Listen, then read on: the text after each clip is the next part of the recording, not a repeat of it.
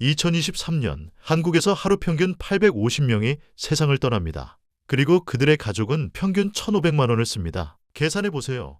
하루에만 127억 원입니다. 1년이면 무려 4조 6천억 원. 이게 바로 한국 장례 산업의 규모입니다. 그런데 여기 아주 불편한 질문 하나 던져보겠습니다. 2,500만 원 중에서 정말로 고인을 위해 쓰이는 돈은 얼마나 될까요? 50%? 30%? 정답은 놀랍게도 20%도 안 됩니다. 나머지 80%는 뭐냐고요?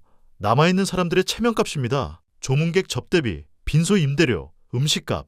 고인은 이미 떠났는데 산 사람들끼리 먹고 마시는데 돈이 쓰이는 겁니다. 오늘 이야기할 주제는 바로 이 어처구니 없는 장례식 시스템에 정면으로 도전장을 내민 사람들의 이야기입니다. 무빈소 장례, 들어는 보셨을 겁니다. 그런데 이게 정확히 뭔지, 왜 지금 폭발적으로 늘어나고 있는지, 그리고 장례업계가 왜 이걸 죽어라 막으려고 하는지 알려드리겠습니다. 준비되셨습니까? 장례업계가 가장 싫어하는 무빈소 장례 이야기, 지금 시작합니다. 사실 몇 년 전까지만 해도 무빈소 장례라고 하면 극히 일부의 상황에만 진행되었습니다. 빈소, 즉 조문객을 맞이하고 밥을 먹는 공간이 없다는 건 딱 두 가지 경우였거든요. 첫째, 정말 돈이 없거나 연고가 없는 무연고 사망자. 둘째, 세상에 빛을 보자마자 떠난 안타까운 신생아 사망이나 사산. 그런데 말입니다. 코로나19가 우리 사회를 강타하면서 아주 재밌는, 아니 흥미로운 현상이 발생합니다. 모이지 마라, 식사하지 마라. 정부의 방침 때문에 어쩔 수 없이 조문객을 받지 못하는 상황이 벌어졌죠. 사람들은 처음엔 죄책감을 느꼈습니다. 아이고, 가시는 길에 육개장 한 그릇 대접 못해서 어쩌나 하고요. 그런데 막상 해보니까 어땠을까요? 유족들이 깨달은 겁니다.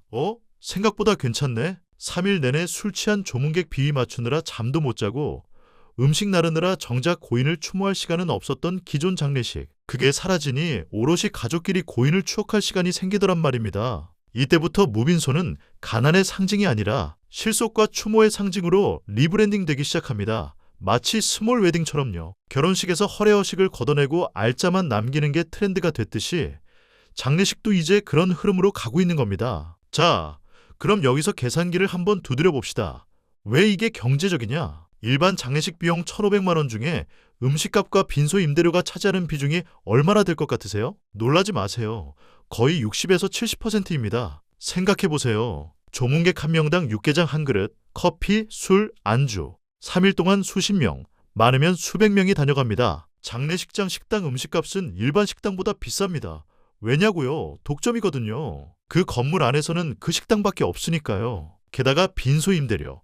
좋은 위치에 있는 빈소는 하루에 100만 원이 넘는 곳도 있습니다. 무빈소 장례는 이걸 싹둑 잘라버린 겁니다. 입관하고 발인하고 화장장 가는 필수 절차만 남기니 비용이 100만 원대에서 200만 원대로 확 줄어듭니다. 5분의 1 토막이 난 거죠. 같은 장례인데 말입니다. 소비자는 웃지만 울고 있는 곳이 있습니다. 바로 장례식장입니다. 솔직히 말해서 장례식장은 방장사, 밥장사입니다. 안치실, 그러니까 시신보관 비용은 하루에 몇만 원 안 해요. 실제로 장례식장이 돈을 버는 구조는 이렇습니다. 조문객들이 와서 술 마시고 밥 먹고 화환 들어오고 해야 돈이 되는데 무빈소 손님은 시신만 안치실에 넣어두고 2일 뒤에 그냥 나가버립니다. 식당 매출 0원, 매점 매출 0원, 화환 매출 0원, 소위 말해 테이블 회전이 안 되는 객단가가 아주 낮은 손님인 거죠. 식당으로 치면 물만 마시고 나가는 손님이나 마찬가지인 겁니다. 그래서 실제로 일부 장례식장에서는 무빈소 장례를 기피하거나 핑계를 대며 거절하는 경우도 늘고 있습니다. 저희가 지금 빈소가 꽉 차서 무빈소는 좀 곤란한데요. 이런 식으로요. 속뜻은 뭡니까? 돈 안 되니까 오지 마라 이거죠. 자본주의 시장에서 이해는 가지만 고인을 모시는 곳에서 이래도 되나 싶기도 하고 참 아이러니하죠. 죽음 앞에서도 장사가 우선인 현실. 이게 우리가 살고 있는 세상입니다. 자, 여기서 가장 중요한 포인트 들어갑니다.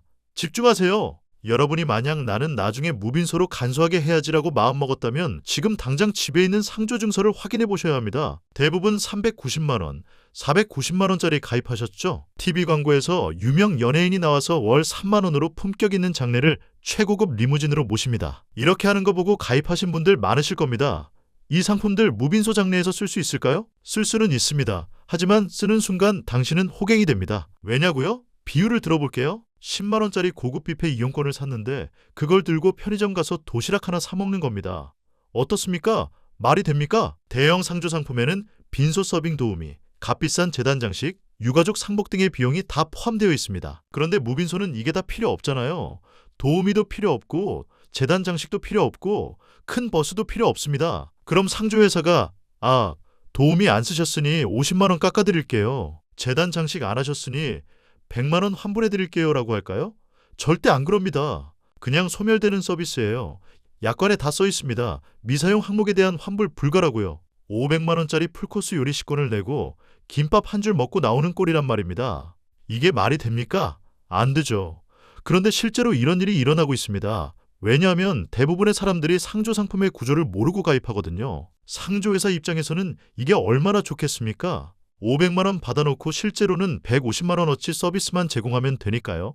350만 원이 그냥 남는 겁니다. 순이익이죠. 그래서 똑똑한 요즘 소비자들은 무빈소 장례를 치를 때 기존 선불식 상조를 해지하거나 잠시 묵혀두고 후불제 상조를 찾습니다. 가입비 없고 월 납입금 없고 딱 쓴 만큼만 내는 시스템이죠. 후불제 상조는 이렇게 작동합니다.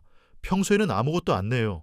가입비도 없고 월회비도 없습니다. 그러다가 실제로 장례가 필요한 순간이 오면 그때 가서 내가 선택한 서비스에 대한 비용만 딱 내는 겁니다. 무빈소로 했으면 무빈소 비용만, 일반 장례로 했으면 일반 장례 비용만 내는 거죠. 최근 업계 데이터를 보면 특히 별이 되어 상조 같은 곳이 이 무빈소 시장에서 점유율이 폭발적으로 늘고 있습니다. 이유는 단순합니다. 장례식장이 돈 안 된다고 눈치 줄 때 이들은 무빈소 전용 프로그램을 체계화했거든요. 거대 상조회사가 몸집이 커서 둔할 때 이런 후불제 상조들이 틈새 시장을 아주 날카롭게 파고든 겁니다. 이게 바로 시장의 원리 아니겠습니까? 소비자는 합리적인 곳으로 흐르게 되어 있거든요. 생각해 보세요. 10년 동안 월 5만 원씩 내면 600만 원입니다. 그런데 실제로 무빈소 장례를 치르면 150만 원이면 됩니다. 450만 원을 그냥 날리는 거예요. 이게 합리적입니까? 코로나를 겪으면서 우리는 깨달았습니다. 허례허식을 걷어내도 추모는 가능하다는 걸. 아니, 오히려 허례허식을 걷어낼 때 더 진정성 있는 추모가 가능하다는 걸 말이죠. 물론 선택은 여러분의 몫입니다. 어떤 분들은 여전히 전통적인 방식의 장례를 원하실 수도 있습니다. 그것도 존중받아야 할 선택입니다. 다만 제가 말씀드리고 싶은 건 이겁니다. 어떤 선택을 하든 제대로 알고 선택하시라는 겁니다. 500만 원짜리 상조 상품으로 150만 원짜리 장례를 치르는 경제적 실수는 하지 마시라는 거죠. 만약 무빈소를 선택하실 거라면 후불제 상조를 알아보세요. 만약 전통 방식을 선택하실 거라면 그에 맞는 상조 상품을 선택하시고요. 중요한 건 내 선택에 맞는 합리적인 소비를 하는 겁니다. 그리고 하나 더. 장례는 남겨진 사람들을 위한 의식이기도 합니다. 고인은 이미 떠났지만 남은 사람들은 계속 살아가야 하거든요. 그 사람들이 경제적으로 파탄나서 힘들어한다면 그게 고인이 원하는 일일까요? 죽음 앞에서도 계산기는 필요합니다. 냉정하게 들릴 수도 있지만 이게 현실입니다. 남은 사람들은 계속 살아가야 하니까요. 그 사람들의 삶이 무너지지 않도록 합리적인 선택을 하는 것. 이게 진짜 고인을 위하는 길일 수도 있습니다. 무빈소 장례가 늘어난다는 건 우리 사회가 이제야 남의 시선보다 나의 실속과 진심을 챙기기 시작했다는 신호일지도 모릅니다. 결혼식에서 스몰 웨딩이 트렌드가 됐듯이 장례식에서도 스몰 장례가 자리 잡아가고 있는 겁니다. 이게 과연 좋은 일일까요? 나쁜 일일까요? 저는 좋은 일이라고 봅니다. 왜냐하면 이제 우리가 본질에 집중하기 시작했다는 뜻이거든요. 거칠애와 과시보다는 진심과 추모에 집중하는 거죠. 물론 이 변화가 모두에게 환영받는 건 아닙니다. 장례식장 입장에서는 매출이 줄어드니 반가울 리 없죠. 대형 상조회사도 마찬가지고요. 하지만 시장은 소비자가 원하는 방향으로 흐르게 되어 있습니다. 소비자가 합리적인 선택을 하면 시장도 그에 맞춰 변할 수밖에 없어요. 지금 무빈소 장례가 늘어나고 후불제 상조가 성장하는 건 소비자들이 똑똑해졌다는 증거입니다. 마지막으로 당부 말씀드리겠습니다. 지금 당장 오늘 이 방송 들으시고 나서 집에 가셔서 상조증서 한번 확인해 보세요. 어떤 상품에 가입되어 있는지, 월 얼마를 내고 있는지, 혹시 나중에 무빈소로 할 생각이라면 이게 맞는 선택인지 한번 따져보세요. 여러분에게 맞는 방식을 찾으세요. 그리고 그 선택이 경제적으로도 합리적인지 꼭 따져보시고요. 지금까지 장례경제학이었습니다. 감사합니다.